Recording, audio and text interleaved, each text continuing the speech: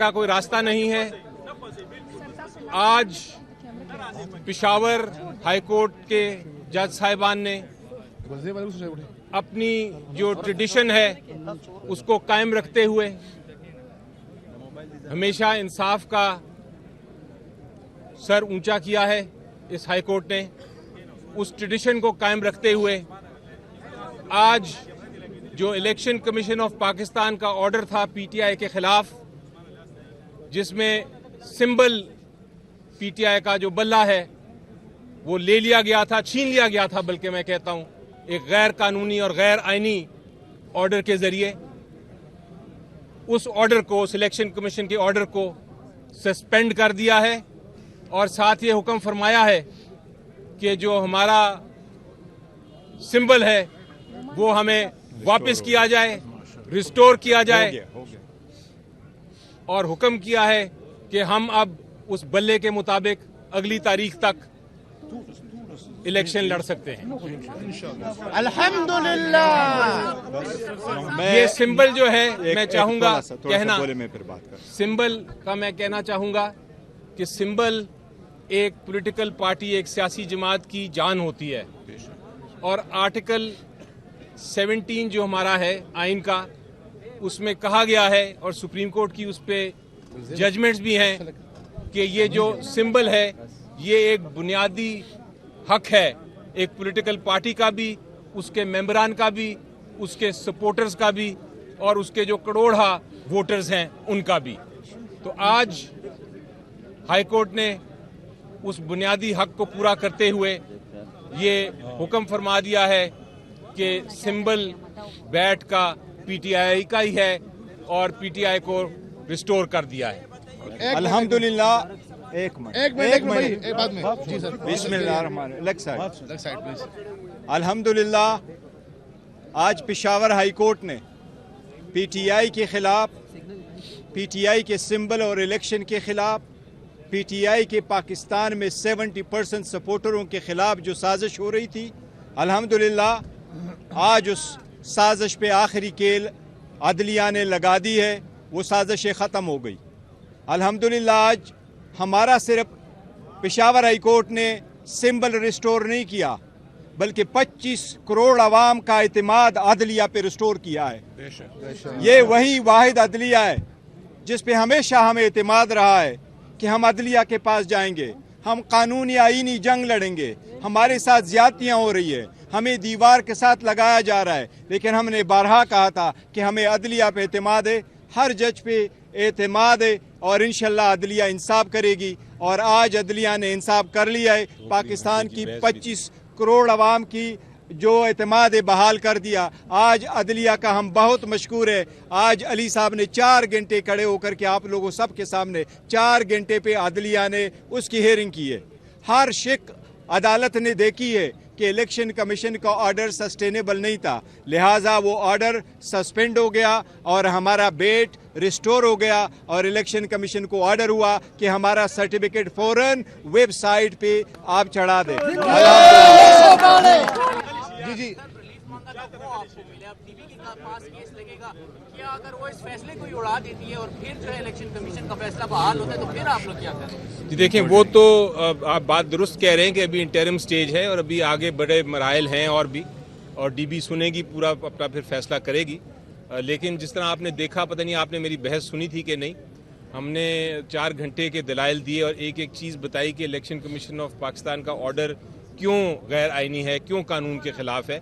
और जज साहब का आपने कमेंट भी सुना, बार बार उन्होंने, जज साहब ने पूछा वो दूसरे वकला से, और मैं तो सरप्राइज्ड हूँ कि परेशान भी हूँ और हैरान भी हूँ कि वो हुकूमत के वकील भी खुद आ गए उधर।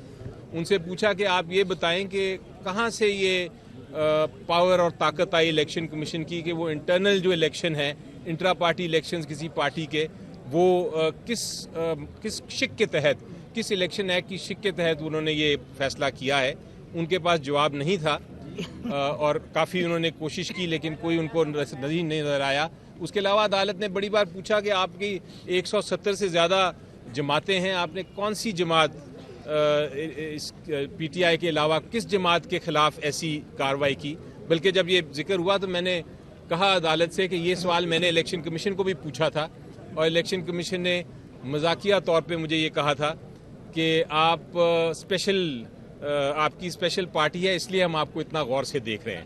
देखो एक मिनट मैं इसके साथ एग्री करता हूँ। एक मिनट जरा सुन लिया, एक मिनट सुन लिया करें। देखो इस जजमेंट की जिस तरह अली साहब फरमा रहे हैं, इस जजमेंट इस जी सस्पेंशन वाला ऑर्डर है, इसकी बहुत ज़्यादा एक ज़रूरत थी। आपको मालूम है कि सारे नॉमिनेशन पेपर फाइल हो चुके थे और कल से स्क्रूटनी का अमल शुरू हो चुका था। हमने अपनी प्रायोरिटी लिस्ट जमा करवाई थी।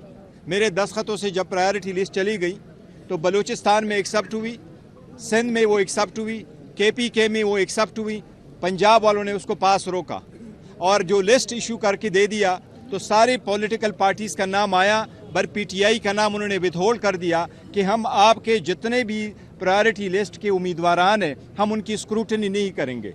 अब ये 227 सीट से इनका बड़ा अमल दखल होता है सदर के इंतखाब में, वज़ीर-ए-आज़म के इंतखाब में, वज़ीर आला के इंतखाब में और ये स्पीकरों के इंतखाब में। इसलिए अल्हम्दुलिल्लाह ये हम इस प्रोसेस से बाहर नहीं हुए, अल्हम्दुलिल्लाह बड़ा ज़रूरी था। ये बताएं कि पेशावर की मुख्तलिफ वकला तंजीमों की जानिब से पेशावर हाई कोर्ट के चीफ जस्टिस और जजों के खिलाफ एहतजाजी मुज़ाहरे की एक मखसूस जमात को रिलीफ दिया जा रहा है, आप क्या कहते हैं? जी देखिए, मेरा तो यकीन है कि कोई इंस्टीट्यूशन हो, कोई अदालत हो, छोटी से छोटी अदालत, बड़ी से बड़ी अदालत, अल्टीमेटली फाइनल फैसला इंसाफ और कानून के मुताबिक होता है। आपको इसमें शक नहीं होना चाहिए और यही मैं बार बार अपनी कौम को भी बताता हूँ, बार बार मैं यही इल्तिजा करता हूँ कि हमें यकीन रखना चाहिए अपने आइन में और कानून में। एक्सपीरियंस आप देखेंगे मेरा पिछले 2 साल जो हुए हैं, कम से कम 22 केसेस में आपको गिनवाता हूँ मुख्तलिफ अदालतों से, चाहे लाहौर हाई कोर्ट हो, चाहे सुप्रीम कोर्ट हो, चाहे इस्लामाबाद हाई कोर्ट हो, वहाँ से, और अब पेशावर हाई कोर्ट भी, वहाँ से फैसले हमने आइन और कानून के मुताबिक किए हैं। चाहे वो डिफेक्शन क्लॉज की जजमेंट हो, चाहे वो पंजाब असेंबली को रिस्टोर करने की जजमेंट हो, चाहे वो जो इलेक्शन सिंबल्स की वो जजमेंट आ जाए ये वो हो, अदालतें हमेशा फैसला करती हैं इंसाफ के मुताबिक। इसलिए ऐसी कोई अगर बात करता है तो गलत बात करता है। जी बोलिए। देखो यही तरीक़ेकार होता है, अदलिया यही ऑर्डर पास करती है। इंटरम ऑर्डर जब आप इशू करते हैं तो उसका एक स्पेसिफिक टाइम होता है और फिर उसके बाद भी होगा। अल्हम्दुलिल्लाह अगर अदालत प्राइमा पेशी इस बात पे पहुंची है, बज़ाहिर, जिसको प्राइमा पेशी उर्दू में क्या लफ्ज़ कहते हैं, वो अगर बज़ाहिर अगर अदालत इस नतीजे पे पहुंची है कि ये ऑर्डर सस्टेनेबल नहीं है, हमें कभी उम्मीद है इंशाअल्लाह ताला कि नेक्स्ट डेट पे इंशाअल्लाह ये ऑर्डर ही ख़त्म हो जाएगा और हम कंटिन्यू करेंगे इंशाअल्लाह। मोशन का केस था, अदालत ने भी कहा सिर्फ आप लोगों ने आर्ग्यू करना था, नोटिस होने से सस्पेंड होगा, लेकिन अटॉर्नी जनरल भी जो है एडिशनल पेश हुआ, एक दरखास्तदार का वकील पेश हुआ, इलेक्शन कमीशन का वकील भी आया। इलेक्शन कमीशन के वकील को दोपहर को हमने सुबह ही बल्कि अपनी पिटिशन की कॉपी दे दी थी, उन्होंने खुद चूज़ किया नहीं आने का। बदकिस्मती से मैं इलेक्शन कमीशन ऑफ पाकिस्तान के ख़िलाफ़ बात नहीं करना चाहता, क्योंकि मैं, जैसा मैंने कहा, इंस्टीट्यूशन के ख़िलाफ़ बात नहीं करता, लेकिन इस केस में इलेक्शन कमीशन ऑफ पाकिस्तान का जो फ़ैसला है, लगता है जिस तरह के वो मुखालिफ हैं। ये नहीं लगता कि जिस तरह वो एक मुनसिफ के तौर पे उन्होंने फ़ैसला किया, एक मुखालिफ के तौर पे किया। और आज जिस तरह दूसरी जमातों के लोग आके, जो लॉयर्स थे, आके बहस कर रहे थे और इस तरह हुकूमत के लॉयर बहस कर रहे थे, वो लगता ये था कि वो इलेक्शन कमीशन ऑफ पाकिस्तान के साथ मिल के PTI के ख़िलाफ़ हैं। तो ये तासुर नहीं मिलना चाहिए, उनको इंडिपेंडेंट ही रहना चाहिए, आज़ाद ही रहना चाहिए। इलेक्शन कमीशन से हम इस्तदा ज़रूर करेंगे कि काइंडली मेक श्योर करे कि election free and fair and transparent हो। इलेक्शन कमीशन पे हमने हमेशा से एतमाद किया और जब एतमाद किया पेश हुए, इलेक्शन कमीशन ने जो कुछ मांगा हमने उसको प्रोवाइड किया और अलम किया।